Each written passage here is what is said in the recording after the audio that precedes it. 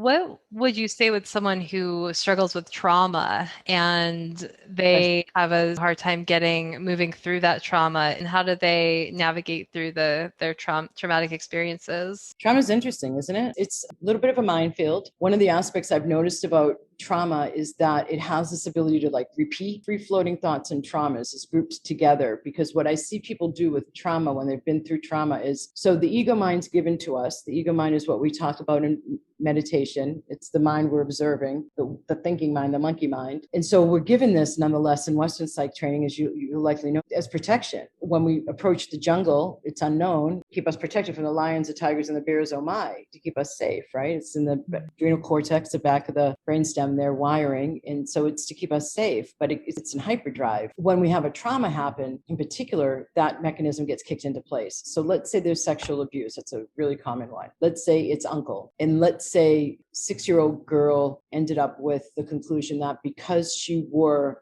that certain kind of nightie, she caused the sexual abuse. And because she smiled a lot, she caused the sexual abuse. So what will happen as an unconscious conclusion in order to keep her safe in the future is don't smile a lot and don't wear pretty things, or don't wear that kind of a nightie. It's very obvious, but I'm doing it for the teaching purpose because the traumas aren't just the trauma. What I find more persnickety is the clearing of all the ensuing protective thoughts that are at an unconscious level. So when we're fielding a trauma, we can't even do it consciously. It goes right into the subconscious. So first is the clearing out of that event itself. And then there's the further work on the ensuing or free floating thoughts for protection.